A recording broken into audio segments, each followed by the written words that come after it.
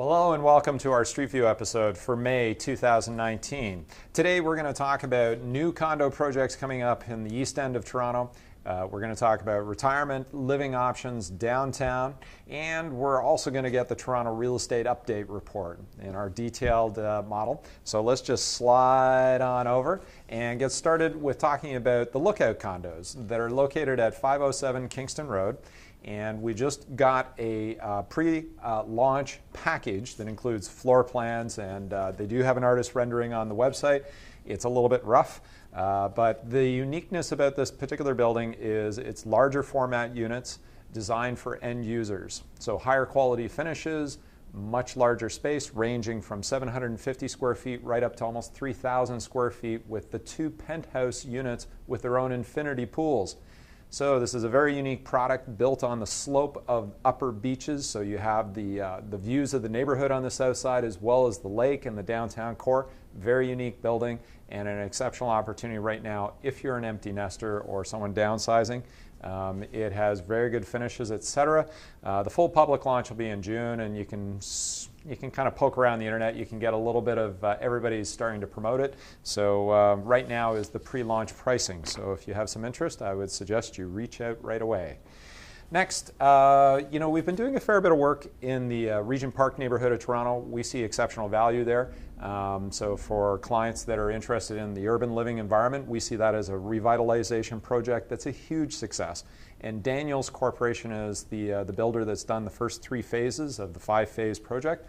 And one of the phases that was done incorporated the Sumac by Chartwell. Yes, and Chartwell is a retirement living company. They specialize in this type of operation, if you will. But this particular building is unlike any, they claim, in Ontario. It follows a Montreal-based model, Quebec model, where it's this active lifestyle retirement and aging in place, meaning that they have a full spectrum of services inside the building, including a dining lounge and emergency services, cleaning, so they do unit cleaning as a part of the rental contract, and of course they have wonderful amenities there. I'll tell you, I toured the building there with another client. I think the finishes they have in this building are better than any of the condos, the finished condos, the surrounding real estate has on offer. And just as an example, we'll flip up. A 1-bedroom is currently renting for $2,700 a month. Parking is an additional $150, which in comparative pricing downtown, I know that sounds like a lot of money, but the comparable 1-bedroom with parking downtown is probably about $2,400. So I think this, with all the services they offer, is actually a better value. So a 2-bedroom unit is going to run upwards of about $3,600. This is a lovely unit. It's a corner unit. And once again, the finishes are great. The room sizes are modest, but for downtown living. And we have clients that are contemplating it as a pied-à-terre option in the city and then cashing out of their family home and using the surplus equity to go and buy something somewhere else or rent something somewhere else. If you need access to the equity in your home, this is a great option or alternative. And it's just one of the solutions that we help people explore and do that comparison and start to envision a lifestyle that would incorporate some pretty high quality lifestyle in the core of the city in an exciting area. Very high on it. So now we get on to the Toronto real estate market, and oh my goodness, what have we got to share? We know our simple recipe of supply and demand. And so supply is represented through the number of listings. And so we're going to bring up the new listing chart, and we can see the orange bar, the 4th one in, is the month of April. We can see it's actually up 8% year over year. We can see that there's a seasonal curve that's happening, as per usual, but that orange bar is actually above the levels of 2016. And you'll remember that 2016-17 were both benchmark years. So it's interesting to see the level of new listings is starting to surpass what we saw in certainly last year and then a couple of years ago. And so what does all that mean? It translates over to sales, right? When we have an increased number in listings, that means there's more activity in the market, the supply. So this is the demand side of the equation. So what's happening there? Sales are up 16.8%.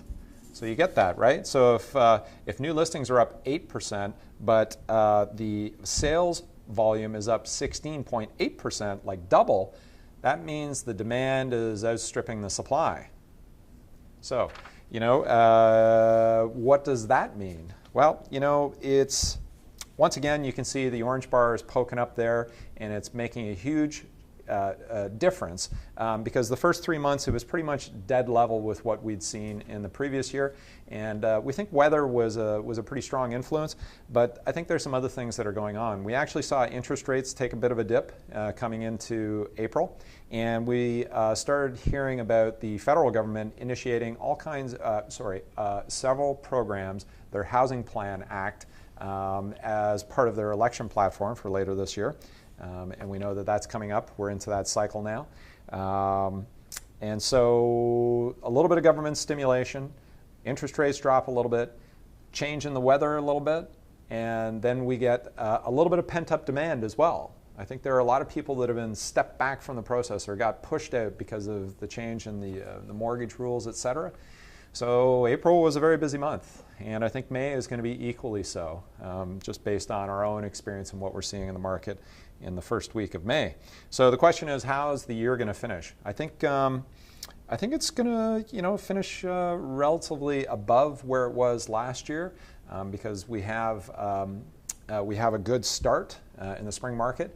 But I think things are going to flatten out a little bit in the fall because of the election cycle, because a lot of people get distracted by that and they just choose to do less. So I don't expect a lot of sales in the fall. I think it's just going to be very much average. But right now it's quite strong. So we get to price. How is that being influenced? So you can see that that orange bar is just slightly ahead of last year, but not quite the levels we saw in 2017. So average price is up 1.9% to $820,000. So what's going on there? There is a deeper story. Supply, we said supply was up, but demand was up twice-fold. And so that does translate into a little bit of price growth. So there are multiple offers happening, bidding wars, bully offers, all of that stuff you hear about in the media. Yeah, it's all going on. But I keep asserting to you that this is probably one of the most balanced markets that we've experienced in my 12-year career. And that still holds true. Right now, it's the frenzy of the spring market. And so there's a lot of activity. So that creates a little bit of drama. But I'm not seeing the same value growth, and I think this proves that point, that people are still limited by affordability. They're still limited by the mortgage stress testing. And I think price is kind of, it's trying to follow inflation at this point. So what's the outlook for the rest of the year? I think once again, it's going to finish very flat. It's going to be ahead of last year, but I think price growth is going to be moderate so long as affordability stays capped out at 40%. So how does that look? You remember how we calculate affordability? Yeah, where is that slide? Oh, there it is. Okay. So we can see how affordability slides up to this 40 percentile over here on the right-hand side. And what this is it says that based on the average price of a home, interest rates on mortgages, and what the average income is for someone living and working in Toronto, how much of their overall income can they spend? And the banks use this metric to qualify people for a mortgage. This is it. The more money you make, you'll qualify for a bigger mortgage. Less money you make, same thing. If the price of housing goes up, then the affordability index has to go up. If interest rates go up, then once again, the affordability index goes up, right? So historically, how that relates to price, I thought this would be kind of interesting. This is a price curve from January 1995, way over there, and right through to today. We can see a couple blips as we go along there. 2008, that was the global recession. And then we can see this huge, kind of like ski jump up to 2017 very rapidly, and then it's flattened out, and you can see actually the trailing edge of it is looking like it's kind of starting to upturn again, right? Yeah, and I think that's part of the story. So how does affordability factor into this? When we were in the 2008 recession, affordability was peaking out in the high 30 percentile range, getting close to 40%. But then the recession came. So what happened to interest rates? Interest rates went down. House prices went down a little bit, but most importantly, interest rates were dropped significantly. That created all kinds of affordability, and that affordability fueled price growth for almost 10 years. And I think that's where we see this curve from 2008 up to 2017. A lot of that was this affordability metric, because in 2016, right where we were seeing huge gains in price, affordability index was at 36%. When it was at the peak in April of 2017, that very high number, affordability was at 39%. And so it was just maxing out, and it was ready to correct, and it did. What drove it down? Interest rates went up, and the Fair Housing Act came in, and then mortgage stress test came in, and that hampered people's ability to afford to buy a home. What happened to house prices? House prices came down. And we've been hovering at this 40 percentile mark since then, and that's why the price growth has just been very moderate since then. And so there's not going to be a fundamental change there. I don't think we're in an environment where we're going to see significant drops in interest rates, but at the same time, we're not seeing huge increases either because of the Canadian bond market and the key overnight lending rate that's set by the Bank of Canada.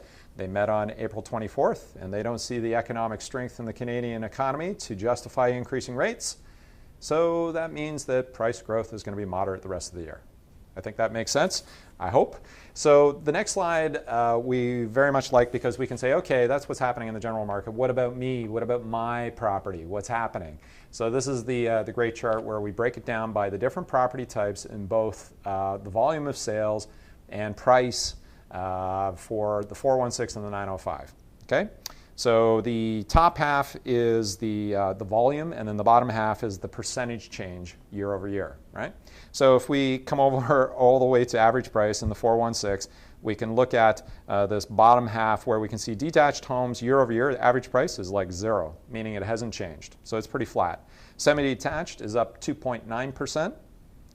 And that results in price above of $1,051,000. So the average semi-detached home in Toronto is over $1 million.